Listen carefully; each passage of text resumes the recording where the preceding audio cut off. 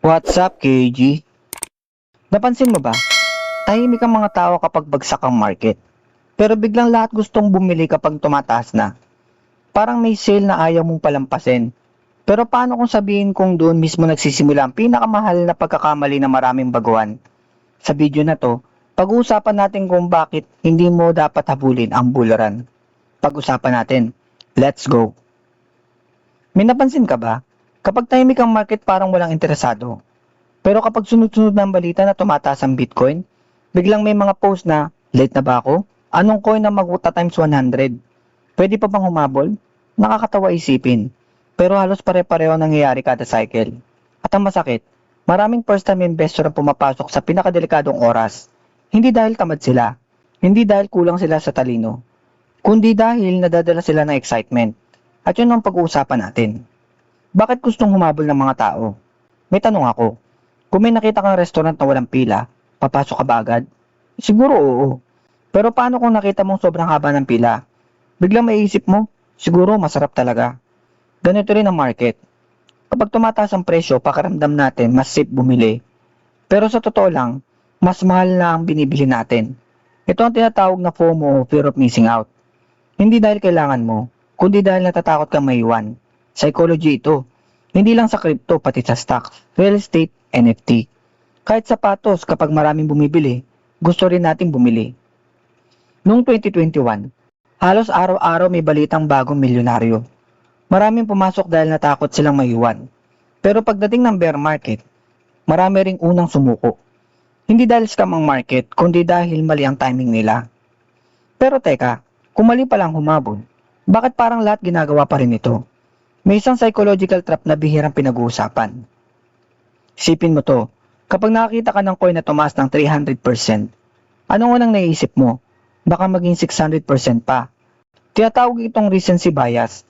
Mas pinaniniwalaan natin ang nangyayari kahapon kaysa sa maaaring mangyari bukas. Ang problema, walang asset na habang buhay pataas. Lahat dumadaan sa correction, kahit Bitcoin. Kahit pinakamalalaking kumpanya, normal iyon, at doon nasasaktan ng mga humahabol. Alam mo ba, karamihan ng retail investor, hindi bumibili kapag mura. Bumibili sila kapag marami nagpo-post ng gains. Ibig sabihin, kapag naging viral na ang success, madalas matagal nang nakapasok ang mga nauna. Anong mga ginagawa ng mga may experience? Dito nagkakaiba ang baguhan at may disiplina. Ang baguhan bumibili kapag excited. Ang may experience, may plano kahit boring ang market. Hindi ibig sabihin lagi silang tama, nagkakamali rin sila. Pero ang kalaban, hindi emosyon ang nagdidesisyon. May strategy sila, may budget, may limit, may exit plan. Sa experience ko, mas gusto ko ang tahimik na market. Hindi exciting, hindi trending. Pero doon mas marami kang oras mag-aral. Mas kaunti ang pressure at hindi ka nagmamadali. Hindi ibig sabihin tama ito para sa lahat. Pero para sa akin, mas komportable akong bumili ng unti-unti kaysa habulin ng presyo. Pero ibig bang sabihin, hindi ka na dapat bumili kapag bularan? Hindi rin. May tamang paraan. Hindi ang bularan ng kalaban. Ang kalaban ay emosyon. Kung may plano ka bago pa magsimula ang bularan, ibang sitwasyon. Pero kung papasok ka lang dahil may nakita kang influencer o may nag-flex ng profits, delikado yun. Hindi dahil siguradong malulugi ka, kundi dahil wala kang sariling dahilan kung bakit ka bumili. Kapag bumaba ang presyo, wala ka rin dahilan para manatili. Halimbawa, nag-iipon ka buwan-buwan. Kahit tumaas, kahit bumaba, pareho lang ang routine mo. Mas kalmado ang isip, hindi ka kailangan manghula araw-araw. Mas importante ang consistency kaysa excitement. At dito ko gustong ipakilala ang isang simpleng concept. Hindi ito magic, hindi rin guaranteed. Ang tawag dito ay dollar cost averaging o DCA. Sa halip na isang bagsakang bili, unti-unti ka nag-i-invest sa regular na schedule. Kapag mataas, bumibili ka pa rin. Kapag mababa, bumibili ka pa rin. Hindi nito inaalis ang risk, pero nakakatulong itong bawasan ang emotional decision. Para sa maraming baguhan, mas madaling sundan ang sistema kaysa hulaan ang susunod na galaw ng market. Ang strength nito, hindi ka masyadong nadadala ng hype. Mas disiplinado ang pag-iipon. Hindi kailangang hulaan ng top o bottom. Mas madaling gawin long-term habit.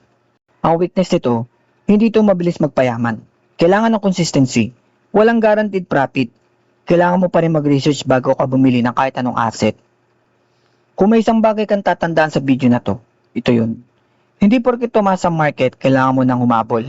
Minsan, ang pinakamagandang desisyon ay ang hindi magpadala sa emosyon.